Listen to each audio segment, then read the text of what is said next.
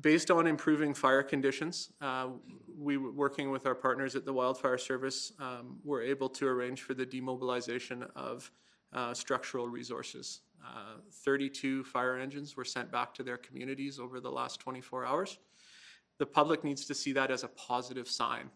I don't have any unmet needs in that department.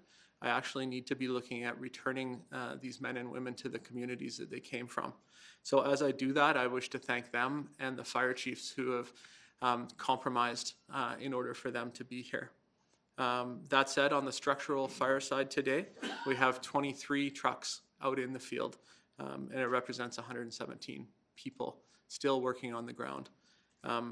A number of those trucks, by no means the majority, actually just a small number of those trucks are from your very own West Kelowna fire rescue firefighters who will be the last ones off the line. That's what they told me.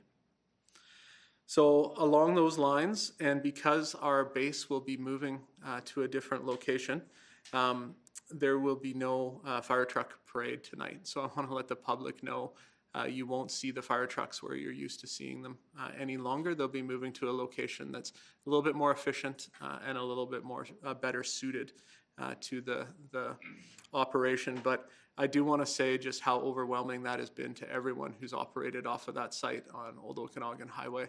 Seeing like hundreds of you come out and cheer on the firefighters, again, is the fuel that keeps them going. But please don't come tonight because it's going to be a very quiet place.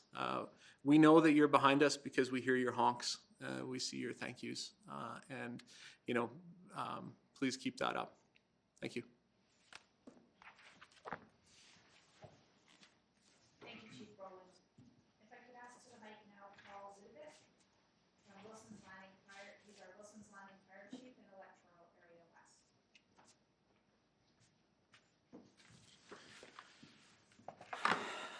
Good morning, my name is Paul Zidovich. I'm the Chief at Wilson's Landing Fire. This fire has been and continues to be a fire chief's nightmare. The force, speed, and intensity of the fire is unprecedented in our community.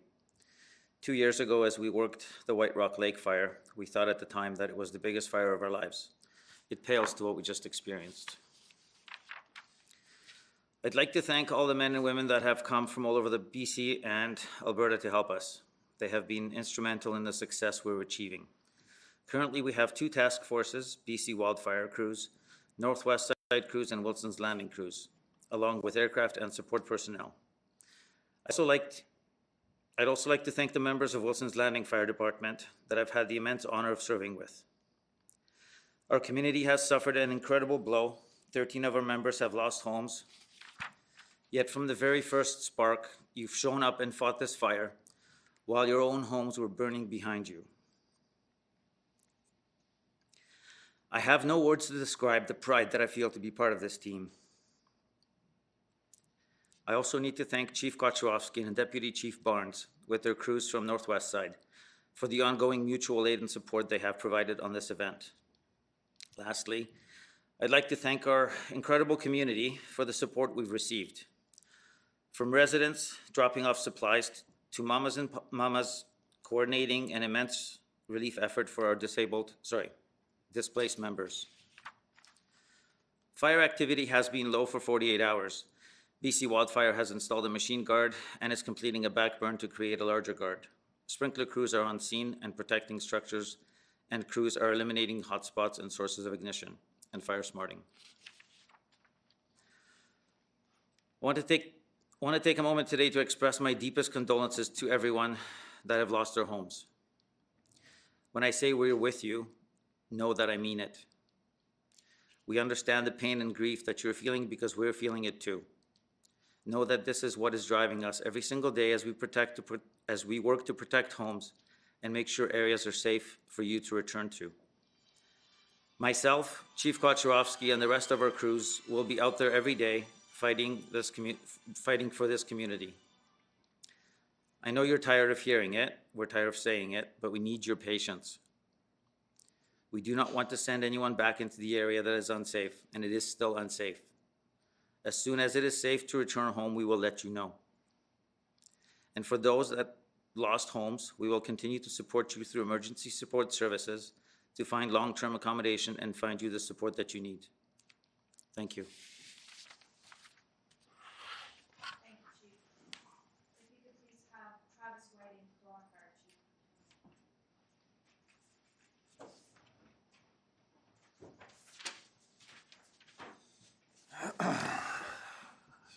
Good morning.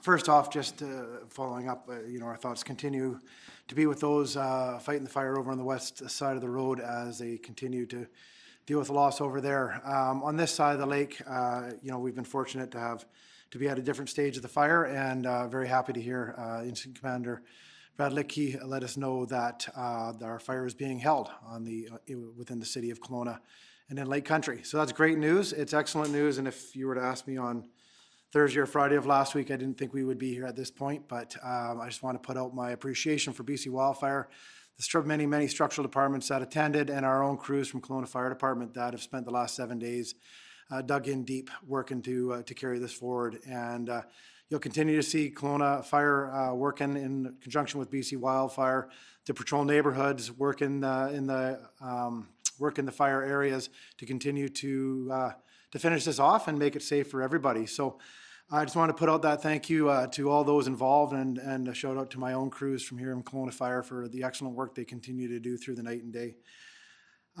Great news for us on this portion of the lake for the McKinley Clifton fire, or Walroy Lake, as Brad called it.